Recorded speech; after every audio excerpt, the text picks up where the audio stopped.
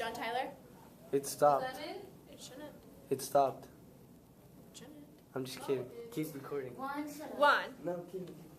Juan Eric Coronado. Go sit down. I'm gonna call my mom and let her come slap the snot out No, of you. you're recording. Man. You My mom, that's her saying. You shouldn't be saying that on video. George. Okay.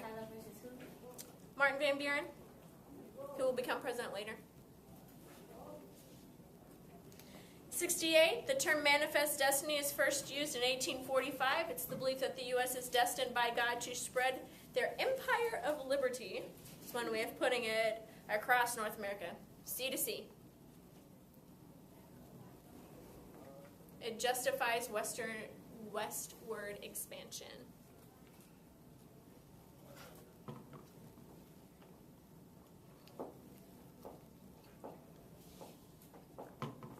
'69, Texas is annexed in 1845.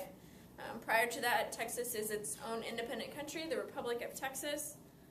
After getting independence from Mexico, Texas becoming a state upsets Mexico, and they invade across the Rio Grande, causing the Mexican-American War, which is number 70. When they invade and cross, they kill 16 Americans. This kind of goes back to where we talked about spilling American blood on American soil. United States wins, and we get New Mexico, Arizona, and Utah in that win, which is actually number 74, the Mexican cession.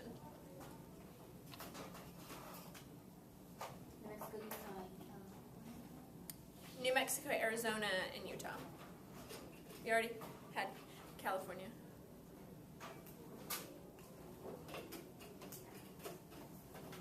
Wilmot Proviso is an amendment that's tried to added on to of another bill. It wants to prohibit slavery in the territories that are acquired by Mexico, because slavery is not legal in those territories under Mexican rule. It fails and creates more tension between the North and the South.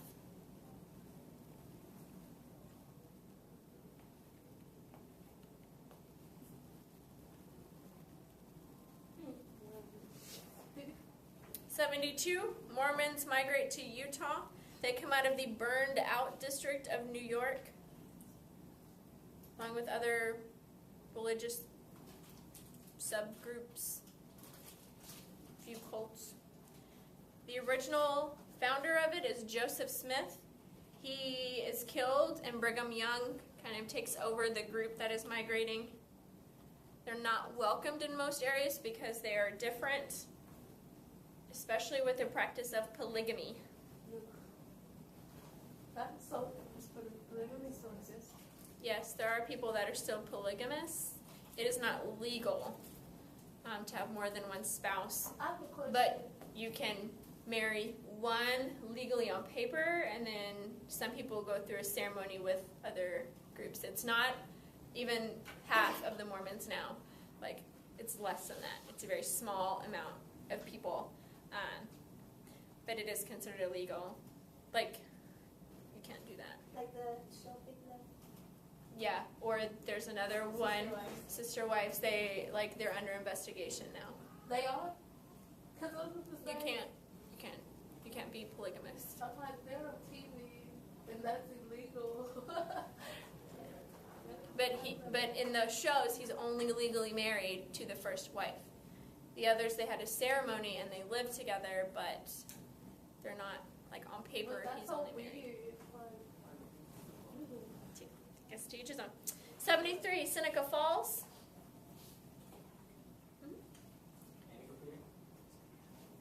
Feminists meet, women's rights. We have Stanton, Anthony, a few others. They write the Declaration of Sentiments. With the famous quote, "All men and women are created equal." It's just part of the women's rights crusade.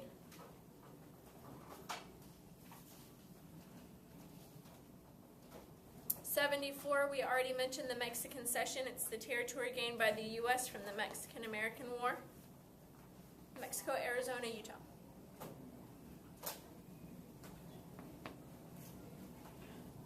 75, California Gold Rush. Gold is discovered at Sutter's Mill in 1848. So there's Sutter's Mill, just a location. So there's a whole big rush of people moving in 1849 to California thinking they'll get rich quick by discovering gold. That's why we have the San Francisco 49ers. That's why we have the Philadelphia 76ers, 1776. They move so quickly and organize quickly for a California government. Within a year, they're ready to become a state in 1850.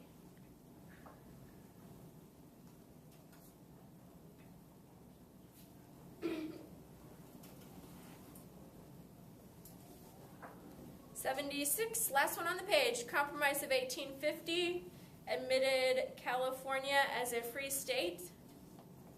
That does upset the balance in Congress. It ends the slave trade in Washington, D.C. Has a stricter fugitive slave law.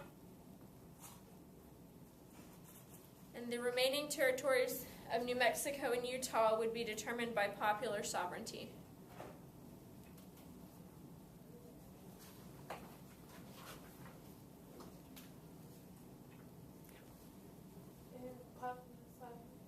Popular sovereignty, where the population of a territory could decide if they wanted to be a free state or a slave state, regardless of location.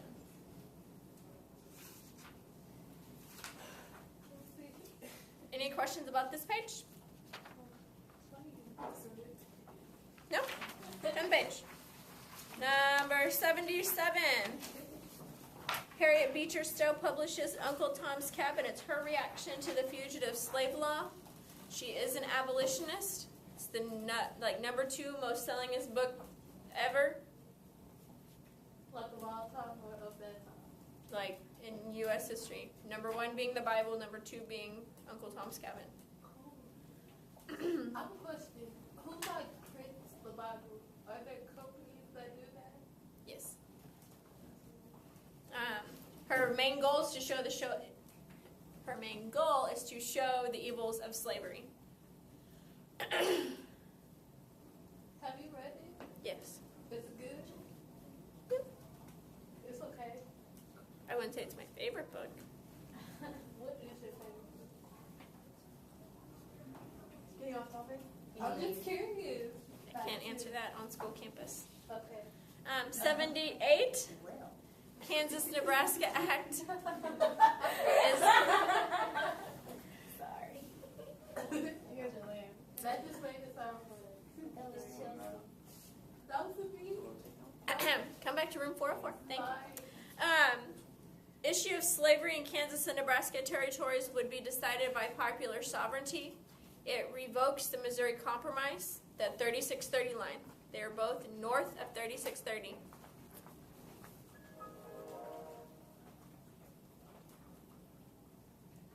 Stephen Douglas is the writer of it, and he wants the railroad to go through.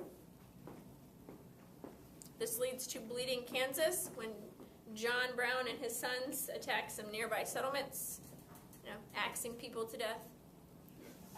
Preston Brooks beats Charles Sumner on the Senate floor with a cane because he was upset by Sumner's speech. He beat him? Yeah, he took a cane and beat him. Oh, you told us about that. Yeah. Oh my gosh. Bleeding They have Kansas. security? Well, not really then. You don't think people are going to come beat you with a cane on the Senate floor. You're supposed to be more classy than that. That sounds like some James Freeman stuff. 79, Republican Party is created.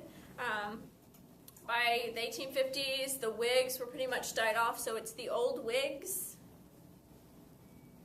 Unhappy Democrats, the Free Soilers.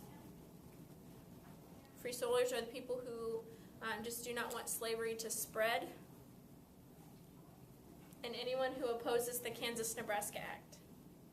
Republican Party does not exist in the South.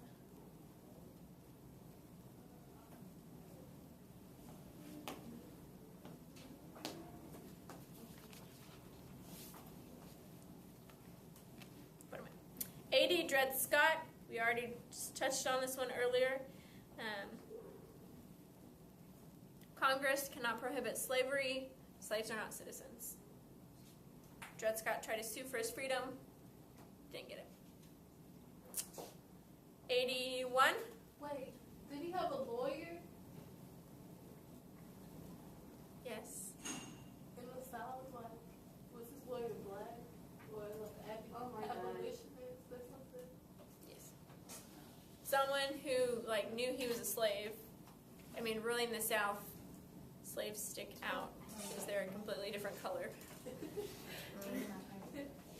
So, like, just someone who was working for a cause. What am I on? 81. Lincoln-Douglas debates. Series of debates between Lincoln and Douglas. Douglas wins the Senate seat. They're debating in order to win the Senate seat. But Lincoln gets national prominence.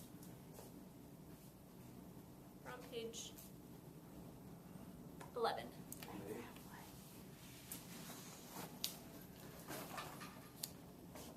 '82, John Brown's raid. He seizes and tries to rob an arsenal in Harper's Ferry, Virginia. He wants to kind of incite and get going some slave revolts. Slaves don't even know what's going on because they don't read the newspapers. And he is executed.